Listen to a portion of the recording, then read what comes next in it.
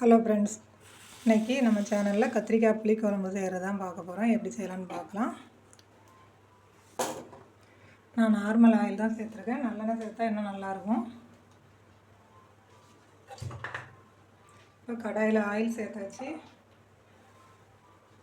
இப்போது ஒரு ஸ்பூன் அளவுக்கு கடுகும் வெந்தயமும் சேர்த்துக்கலாம்.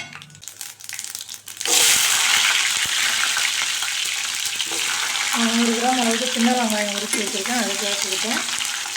ஒரு சின்ன சைஸு பெரிய வெங்காயம் கொஞ்சம் கட் பண்ணி சேர்த்துருக்கேன். ஒரு 5-6 புல் பூண்டு உரிச்சு சேர்த்துக்கோங்க. ஒரு கொத்து கருவேப்பிலை, ஒரு 2 தக்காளி அதையும் சேர்த்து நல்லா வதக்கி விட்டுக்கலாம். குழம்புக்கு தேவையான அளவு உப்பு சேர்த்துக்கலாம். இப்போ தக்காளி வதங்கிட்டு இருக்கும்போதே நம்ம கத்திரிக்காயும் இதில் சேர்த்து நல்லா வதக்கிக்கலாம். கத்திரிக்காய் நல்லா வதங்கி வரட்டும்.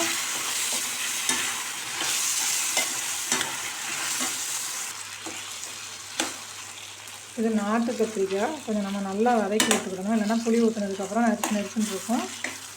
இதே உஜாலா கத்திரிக்காய் வருதுன்னா நம்ம போட்ட உடனே நல்லா வதங்கிடும். இப்போ கத்திரிக்காவை நல்லா வதக்கி வச்சு இப்போ நம்ம மசாலா சேர்த்துக்கலாம். குழம்புக்கு மிளகாத்தூள் ஒரு 3 ஸ்பூன், கொஞ்சமாக பெருங்காயத்தூள், கொஞ்சமாக மஞ்சத்தூள் சேர்த்து நல்லா இந்த காயோடையே வதக்கி விட்டுக்கலாம்.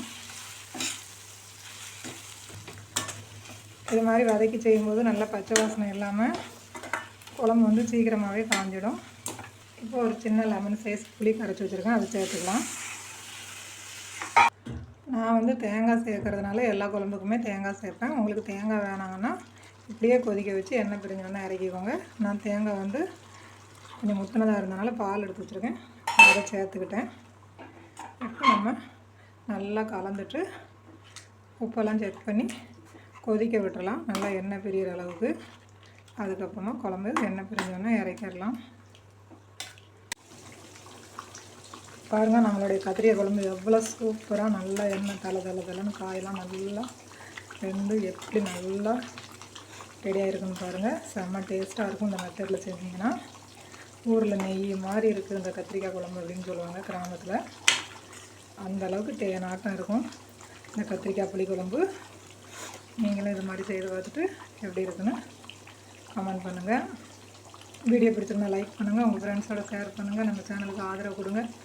அடுத்த ஒரு நல்ல வீடியோவில் சந்திப்போம். நன்றி, வணக்கம்.